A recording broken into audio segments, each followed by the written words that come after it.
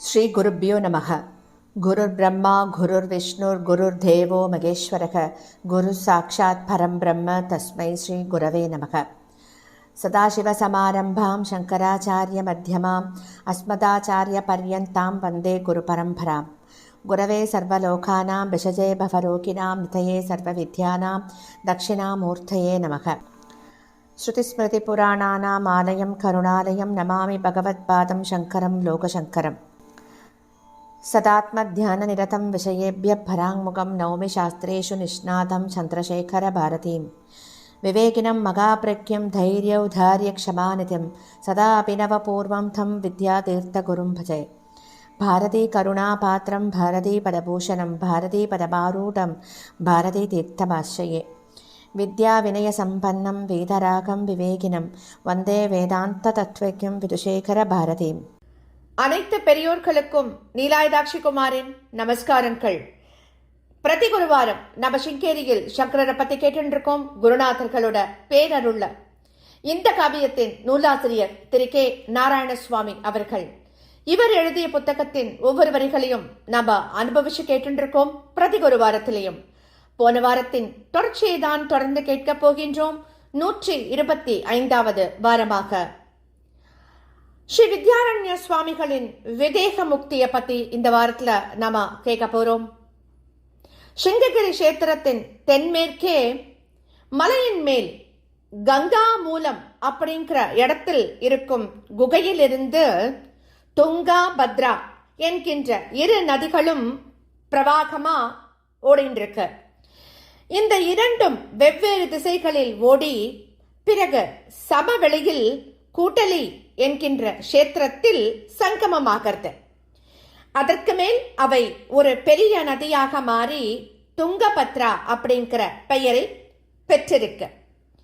அந்த துங்கபத்ரா வடதிசையை நோக்கி பிரவகிக்கையில் அதன் பாதையில் புனிதத்துடன் புனிதத்தை சேர்ப்பது போல புராண பிரசித்தமான பம்பா கஷேத்திரத்தை தொட்டுக்கொண்டு செல்கிறது அந்த நதி. அதுதான் விஜயநகர ராஜதானி. அதிலிருந்து சற்று விலகி நதி வளைந்து செல்லும் இடத்தில் ஸ்நான கட்டம் படித்துறைகளோட அழகாக அமைக்கப்பட்டிருக்கு. அந்த அந்த நதி கொஞ்சம் விலகி வளைந்து செல்லும் இடத்துல ஸ்நான கட்டம் படித்துறைகளோட அழகாக அமைக்கப்பட்டிருக்கு. அந்த காலத்துல அதெல்லாம் அன்றைக்கு மத்தியான வேளை நெருங்கி கொண்டிருந்த சமயம் அது. வெறிச்சோடி இருந்த ஸ்நான கட்டத்துல ஒரே ஒருவர் மட்டும் தன்னுடைய மத்தியானிக ஸ்நானத்தை முடிச்சுட்டு நீரோட்டத்திற்கு வேறு அருகிலேயே அமர்ந்து கொண்டு அனுஷ்டானங்களை எல்லாம் செய்து கொண்டிருக்கார். அவருடைய இடுப்புல காஷாயம், அருகில் வைத்திருந்த தண்டத்தின் நுனியிலும் காஷாய வஸ்திரம் முடியப்பட்டிருக்கு. பெரிய தேங்காயின் குடுவையிலிருந்து செய்யப்பட்டிருந்த கமண்டலுவில் முகந்து வைத்திருந்த நதியின் நீரை உபயோகம் பண்ணி அனுஷ்டானத்தை செய்து முடிக்கிறார் அந்த இளம் சந்நியாசி. தூரத்திலிருந்து அவரையே கவனித்துக் கொண்டிருக்கார் ஒரு பிராமணர். அந்த இளம் சந்நியாசி எப்போது தன்னுடைய அனுஷ்டானங்களை முடிப்பார் அப்படின்னு காத்திருக்கார். அவர் முடிப்பதற்காக காத்திருந்தவர் போல அவர் முடிச்சதும் நடந்து வந்து சமமான படியில நின்று கொண்டு கைகளை கூப்பிக்கிறார். சிவந்த மேனியராகவும் தேஜஸ்வியாகவும் இளமை பருவத்தில் இருந்தவராகவும் காணப்பட்ட அந்த சந்நியாசி படியில் வைக்கப்பட்டிருந்த அந்த ஈரமான காஷாய வஸ்திரத்தையும் கௌபீனத்தையும் கையில் எடுத்துக்கொண்டு எழுந்துக்கிறார். சுத்தமுத்தும் பார்த்துட்டு சற்று தூரத்தில் வெயிலில் சூடேறி கொண்டிருந்த பாறையை நோக்கி நடக்க ஆரம்பிக்கிறார். கமண்டலுவும் தண்டமும் பழைய இடத்திலேயே இருந்ததால் அவர் மீண்டும் அந்த இடத்திற்கே வந்து விடுவார் என்று அனுமானம் பண்ணின அந்த பிராமணர் அவரை தொடர்ந்து செல்லாம அங்கேயே காத்திருக்கார். வஸ்திரத்தை உலர்த்திட்டு அந்த யதி திரும்பி வந்தபோது அந்த பிராமணர் தன்னை சந்திப்பதற்காகவே காத்திருக்கிறார் அப்படிங்கிறத புரிஞ்சுண்டு தாமே பேசுறார். நாராயண ஸ்வரூபரே, உங்களுக்கு இந்த ஊர்தானா? ஏன் உங்களை தவிர வேற யாரும் இங்கே காணப்படவில்லை அப்படின்னு கேட்கிறார். அதற்கு அந்த பிராமணர் கருங்கல் படியின் மேலேயே நெடுஞ்சானாக நமஸ்காரம் பண்றார். நமஸ்காரம் பண்ணிட்டு எழுந்து நின்று பதில் சொல்றார். இந்த ஸ்நான கட்டம் கோட்டை வாயிலுக்கு வெளியே சற்று தூரத்துல இருக்கு. அரசாங்கம் கால்வாய்கள் மூலமாக நகரத்திற்குள்ளேயே ஸ்மிருதியாக ஜல விநியோகம் செய்திருப்பதால் சாதாரண நாட்களில் இங்க நகரத்தின் ஜனங்கள்லாம் வருவதில்லை. தவிர இந்த அகாலத்தில் இங்கு வருவதும் மிக அபூர்வம் அப்படின்னு சொல்றார். அப்போ அவர் கேட்கிறார், அப்படி இருக்கும்போது நீங்கள் மட்டும் தன்னந்தனியாக இங்கே வந்திருக்கேள், யாரையாவது எதிர்பார்த்து அவருக்காக காத்துருக்கேளா அப்படின்னு கேட்கிறார் அந்த இளம் துறவி. பிராமணர் பதில் சொல்றார், ஆம், கடந்த 6 நாட்களாக எனக்கு இங்குதான் அலுவல் கொடுக்கப்பட்டிருக்கு.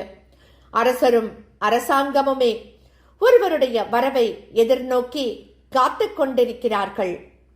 அவர் எங்கிருந்து எந்த திக்கிலிருந்து வருவார் என்பது யாருக்குமே தெரியாது. ஆனால் ஒரே ஒரு முக்கியமான மகா புருஷர் மட்டும் என்னை அழைத்து துங்கபத்ரா நதி ஸ்நான கட்டத்திற்கு திரையோதசி திதிக்குள் அவர் வருவார், உன் கண்களுக்குத்தான் அவர் தென்படுவார், பார்த்து உடனே என்னிடம் நேராக அழிச்சுண்டு வா அப்படின்னு உத்தரவு போட்டிருக்கார்.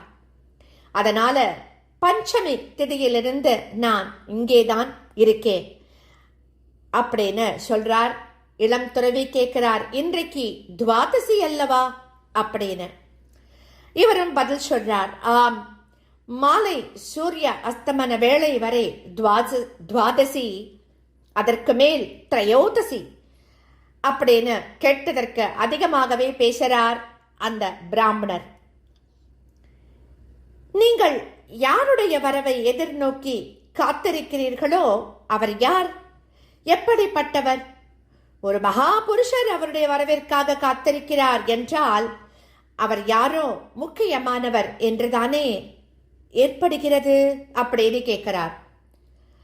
இந்த கேள்விகளை அவர் கேட்டுட்டோ மௌனமாயிட்டார். அவர் அனாவசியமான ஊர் விஷயங்களை பற்றி யாரிடமும் தாமாகவே வலுவில் பேச்சு கொடுக்காமல் விரதம் காத்து வந்த தமக்கு என்ன ஆயிற்று அப்படின்னு மனசுல நினைச்சுண்டு தம்மை கட்டுப்படுத்திண்டு பேசாம இருக்கார். ஆனால் அந்த பிராமணர் தன்னை தெய்வமே தூண்டிவிட்டது போல உடனே பேச ஆரம்பிக்கிறார். தங்களை போன்ற இளம் யதி ஒருவரை எதிர்பார்த்துத்தான் நான் இங்கே வந்திருக்கிறேன். அவர் என்றாவது வரக்கூடும் என்று எண்ணிக்கொண்டு நான் காத்திருக்கிறேன்.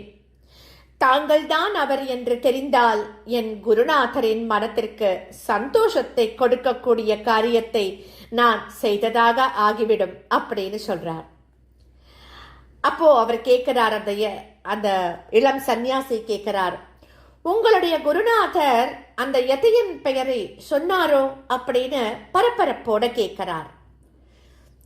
இவர் பதில் சொல்றார், சொல்லி இருக்கிறார், பிறைசூடி பெருமானின் திருநாமத்துடன் பாரதி என்ற பதத்தை சேர்த்து கொண்டால் அதுவே அவருடைய நாமம் அப்படின்னு சொல்றார். அந்த சன்னியாசியின் கைகள் அந்த சமயத்துல சிரத்திற்கு மேல உயர்ந்து காணப்படுறது.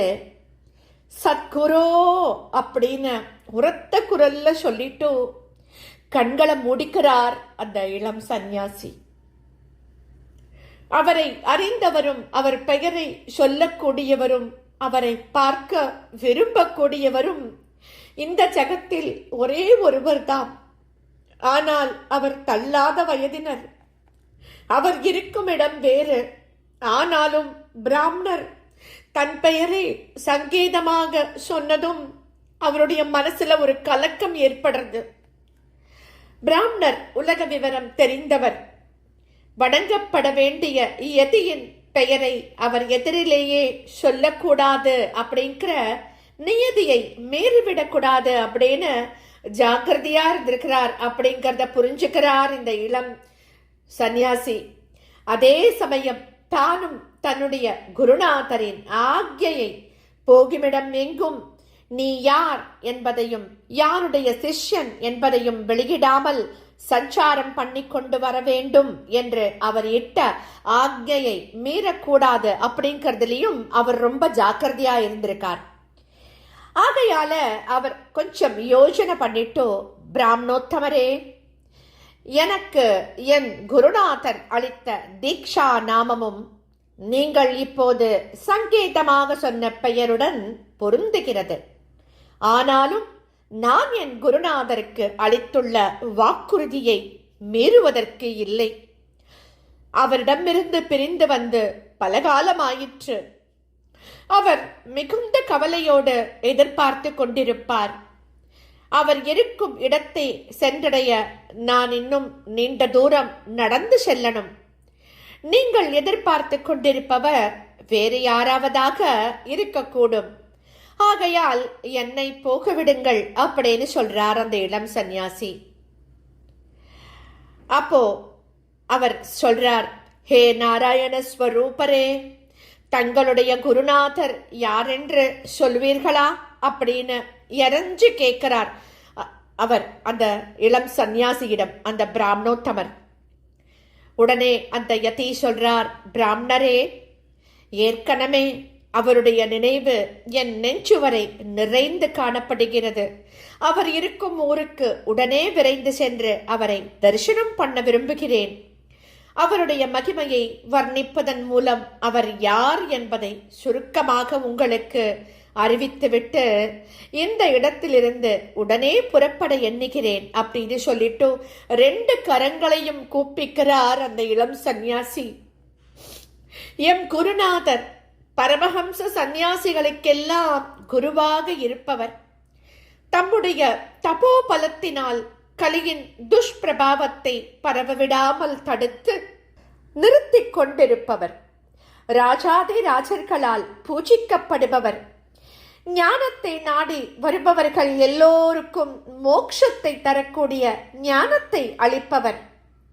மகாலட்சுமியின் அனுக்கிரகத்தினால் தேவை என்று கேட்பவர்களுக்கெல்லாம் அனைத்து ஐஸ்வர்யங்களையும் அளிக்கவல்ல உதாரசீலன். அவ்யாஜ கருணாமூர்த்தி.